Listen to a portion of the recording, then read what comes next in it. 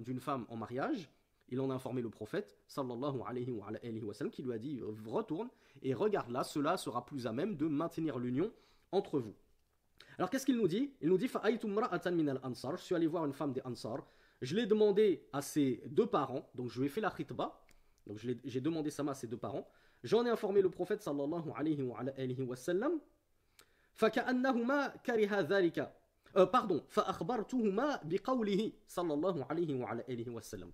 Donc je suis allé voir les deux parents de cette fille dont je me suis auprès de qui je me suis rendu pour demander sa main, et je les ai informés de la parole du prophète sallallahu alayhi wa sallam qui m'a dit va la regarder, cela est plus à même de cimenter votre union. فكأنهما كره ذلك. Et c'est comme si les deux parents avaient réprouvé cela. Réprouvé quoi? Qu'est-ce que vous comprenez là à ce stade du hadith? Et ça c'est une immense faïda. Bravo Bakari, bravo Amina. C'est comme si les deux parents avaient réprouvé que cet homme, Al-Mourira, un noble compagnon en plus, regardait leur fille. Vous imaginez un peu la faïda qu'on retire, mes frères et mes sœurs? On en est où en 1446? On en est où en 2025? Quels parents aujourd'hui réprouvent que des garçons regardent leur fille? Bah s'il y en a encore, Allahumma barik, qu'Allah les bénisse ces nobles parents. De nos jours, qui réprouve encore qu'on regarde sa fille? Et si il y a des parents qui réprouvent que les hommes regardent leur fille, quels parents réprouvent que leurs filles sortent dans leur plus belle parure et que tous les hommes dans la rue les regardent? Qui ça dérange encore de nos jours? Comparons-nous avec la société de l'époque. Les parents, un homme, un sahabi du prophète sallallahu alayhi wa sallam, un compagnon du prophète, il est venu demander la main de leur fille, ils n'étaient même pas d'accord pour qu'il la regarde. Je ne sais pas si vous imaginez le degré de bonne jalousie pour les femmes de leur foyer. De nos jours, la jalousie, c'est perçu comme un défaut, alors qu'à l'époque, c'était une vraie virilité, c'était une vraie qualité. Donc, les parents ont détesté cela. يعني كره أن ينظر إليها قال فسمعت ذلك المرأة. La femme à qui on est venu demander la main, elle a entendu cela. Elle a entendu les parents réprouver cela. Et elle a entendu ce que disait ce noble compagnon. Rasulullah, il m'a envoyé pour que je regarde votre fille dont j'ai demandé la main. À votre avis, comment elle a réagi, la fille?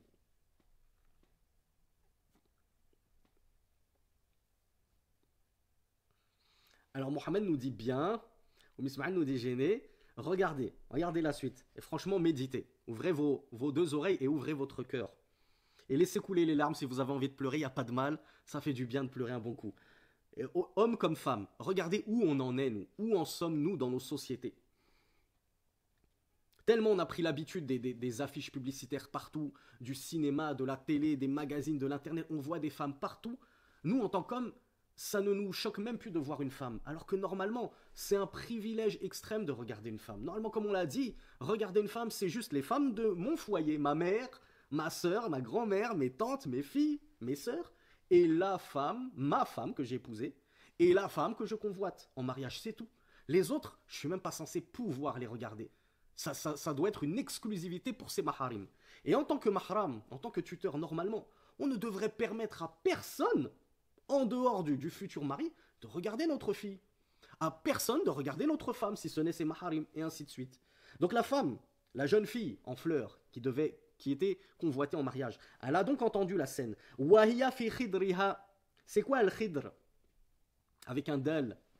Wahiya fi khidriha. Elle était dans son gynécée. Qu'est-ce que je viens de dire? C'est quoi le gynécée?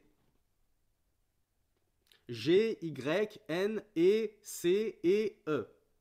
C'était à l'époque la pièce réservée aux vierges. Quand il y avait des amis, des hommes qui rentraient dans la maison, les filles, elles s'enfermaient dans cette pièce-là. Elles n'en sortaient pas, elles s'exhibaient pas devant les copains du papa, devant les copains du frère, et ainsi de suite. C'était des perles cloîtrées dans leur coquille, comme les houris au paradis. Donc elle est sortie de son gynécée. Donc l'homme, Al-Mughira ibn Shu'ba, radiallahu anhu, ne l'avait encore jamais vu. Elle est sortie de son gynécée. Faqalat, et on voit que elle se couvrait le visage. Vous allez comprendre pourquoi. Les sisters, le niqab, ça n'a rien à voir avec l'islam, c'est une innovation, gna gna gna gna gna. Là, il ne s'agit même pas d'une épouse du prophète sallallahu alayhi wa sallam. Elle est sortie de son gynécée, faqalat, in kana rasulullah sallallahu alayhi wa sallam amaraka an tanzur, fanzur. Si réellement le messager d'Allah sallallahu alayhi wa sallam t'a ordonné de regarder, alors regarde. C'est-à-dire regarde-moi. Wa illa fa'anshuduka. Et sinon, c'est-à-dire si il ne t'a pas réellement ordonné de me regarder, alors, comment je pourrais le traduire? Je te conjure de ne pas le faire. C'est-à-dire ne me regarde pas. Subhanallah. Mais où on en est? La fille qui ne veut même pas et qui n'accepte même pas qu'un homme qui veut l'épouser la regarde, si ce n'était parce que Rasulullah sallallahu alayhi wa sallam lui a ordonné, lui a permis à cet homme-là. C'est-à-dire que elle savait que cet homme voulait l'épouser, mais elle n'acceptait pas de se montrer à lui jusqu'à ce qu'il l'ait réellement épousé, que le mariage soit entériné. Donc c'est juste parce qu'elle a entendu que c'est le prophète sallallahu alayhi wa sallam qui avait ordonné cet homme d'aller la regarder qu'elle a dit si c'est vrai, alors vas-y regarde. C'est-à-dire je ne vais certainement pas m'opposer à la décision du messager d'Allah. Mais s'il ne te l'a pas permis, et encore moins ordonné, je te conjure, ne me regarde pas. Elle n'acceptait même pas qu'un homme pose les yeux sur elle. Maintenant, c'est la génération photos sur TikTok, photos sur Instagram, photos de ci, photos de duckface sur Twitter, et ça se montre à tous les charognards du monde. Et après, ça se plaint d'avoir des montages sur des sites pornographiques de soi, d'avoir ces photos qui se baladent partout sur Internet, et ainsi de suite. Où on en est de cette époque-là. Le rapporteur du hadith nous dit, je ne sais pas si c'était Al-Mughira qui l'a interprété comme ça, il a dit c'est comme si elle avait trouvé ça immense que j'ose la regarder. Pour elle, c'est tellement énorme qu'un homme autre que son mari la regarde, que même son futur mari, elle ne pouvait concevoir qu'il la regarde avant que le mariage ne soit contracté. Allahu Akbar, Allahu Akbar.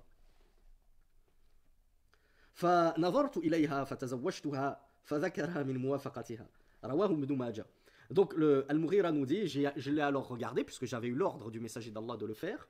Donc elle s'est pliée à la volonté du messager d'Allah sallallahu alayhi wa sallam.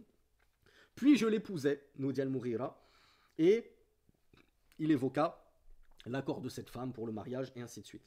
Donc vous retrouverez ce magnifique hadith dans les Sunan d'Ibn Majah sous le numéro 1866.